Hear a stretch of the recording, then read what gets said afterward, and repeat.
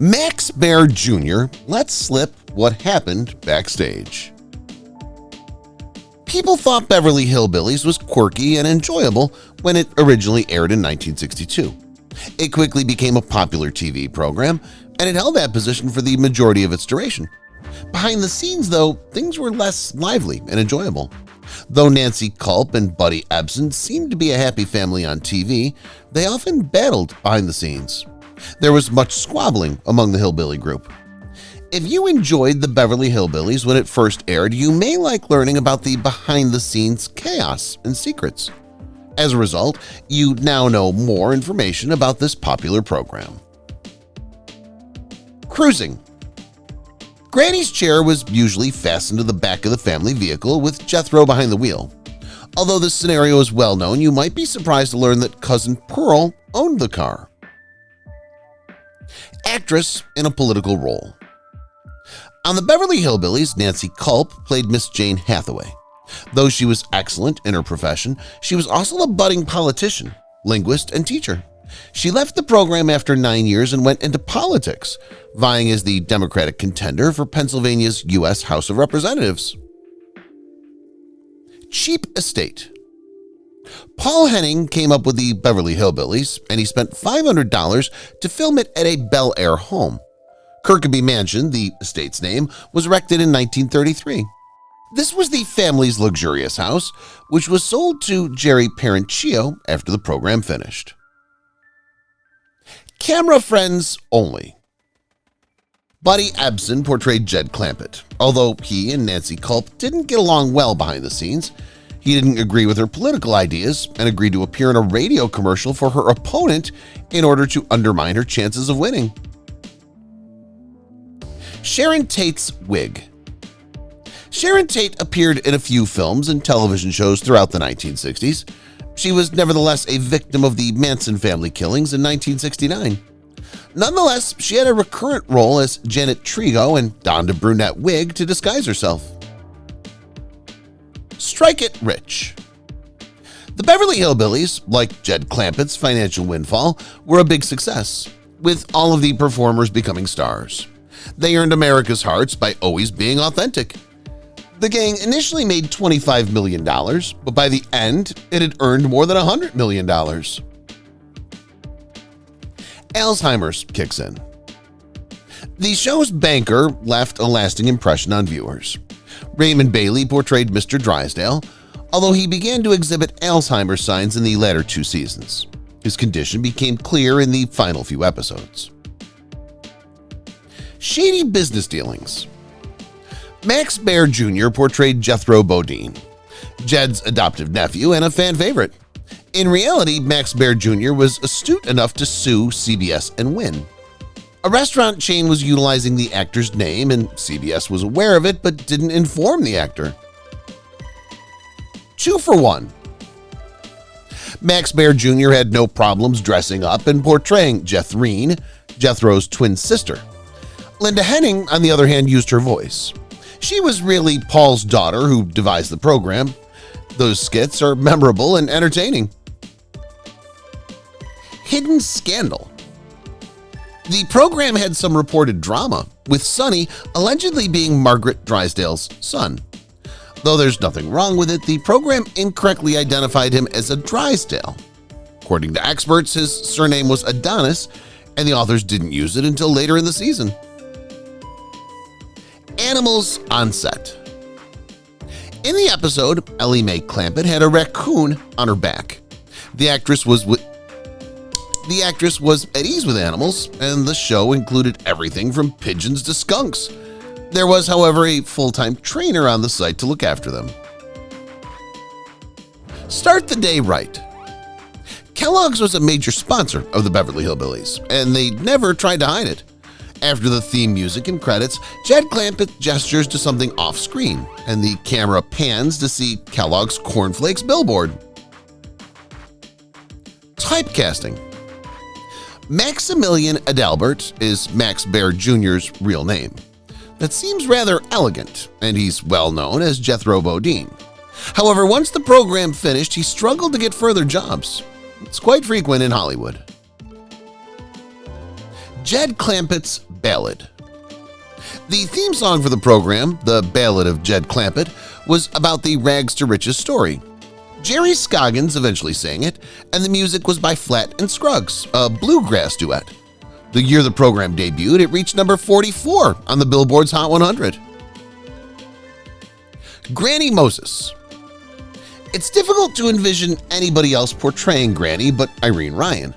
However, producers thought of Bae Benadret. They thought she was too big and busty to portray the roadkill-eating Granny, but she didn't mind. Made for Hillbilly Life. Buddy Ebsen was well known for his role in Breakfast at Tiffany's. He portrayed a character similar to Jed Clampett in the film. As a result, a year later, he was given the main part in Beverly Hillbillies. Almost retired. Buddy Ebsen was a wealthy businessman after the program was canceled in the 1970s, although he planned to retire before the episode aired. He considered leaving the entertainment industry entirely, but ultimately opted to stay. My Levi's. A blonde lady in jeans is popular in America. Think Dukes of Hazzard. Towards the conclusion of the first season, Levi Strauss, the famed jean manufacturer, admitted that Ellie Mae was excellent for business. In fact, she assisted them in selling more blue jeans in a single year than Cowboys had in a century.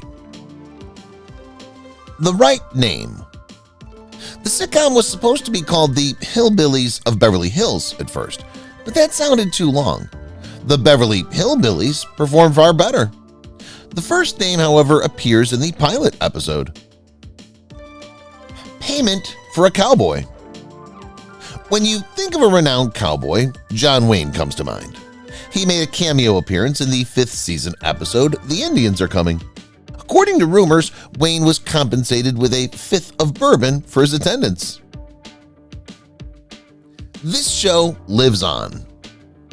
Max Baer Jr., who portrayed Jethro Bodine, is the only original cast member who's still alive. He still has a desire to realize he wants to develop themed casinos and restaurants based on the performances around Las Vegas. He currently holds sub-licensing rights to food and slot machines. A Talented Family. Buddy and Vilma Ebsen first arrived in Los Angeles in 1936. The twins were cast in Broadway Melody, which received several honors. Buddy was widely expected to become a celebrity. His sister had a few more roles before retiring, having children and opening a dance school. Iconic Wheels. The Beverly Hillbillies drove about in an Oldsmobile Roadster truck from 1921. The vehicle became well-known and was presented to a museum in 1976 as part of the bicentennial festivities. It was sent to England for a few European episodes. Over the Rainbow. Buddy had already worked with Judy Garland and Shirley Temple prior to his performance as Jed Clampett. He was supposed to portray the Scarecrow in The Wizard of Oz, but Ray Bolger was cast instead, and Ebsen played Tin Man. The Man with Many Talents. Buddy Ebsen was a multi-talented actor with dancing training. He could, however, sing. He sang country music after the Beverly Hillbillies. Timeless Beauty. Donna Douglas was a softball and basketball player in high school before taking on the role of Ellie Mae Clampett. Her beauty, however, showed through, and she was named Miss Baton Rouge and Miss New Orleans. Say Goodbye. Even with a stellar track record and a large following, everything must come to an end. In 1971, the network decided to discontinue the program. At the time, CBS executive Fred Silverman believed it had lost its charm and was no longer distinctive in depicting rural life. Number 1. It's difficult to understand how pleased everyone was when the Beverly Hillbillies became a hit after just 3 weeks on the air. This quirky comedy rose to the top of the ratings and had set several television records. Too Late. In 1993, about 30 years after the Beverly Hillbillies, a film spin-off was released. It was, however, not as popular as the program. Everyone rejected the film, claiming it was one of the worst films ever produced. whether it was due to the huge time span between the film and the series or the new actors playing the Clampetts. Love Bond. Max Baer Jr. and Sharon Tate forged a close bond during the shooting of the Beverly Hillbillies, a classic American television sitcom that aired from 1962 to 1971. Max Baer Jr., renowned for his portrayal of Jethro Bodine on the show, and Sharon Tate, who played a recurring character named Janet Trigo, developed a strong friendship off-screen. Their camaraderie extended beyond the studio lights, creating an environment of warmth and mutual respect on set. While Baer's character often brought comedic relief to the show, Tate's presence added charm and charisma. The two actors shared memorable moments behind the scenes, contributing to the overall chemistry of the cast. Sharon Tate became one of the victims of the infamous Manson family murders in 1969, which regrettably cast a shadow over the happy atmosphere. This dark event cast a somber shadow on the history of the Beverly Hillbillies, forever altering the course of the lives of those involved, including Max Baer Jr.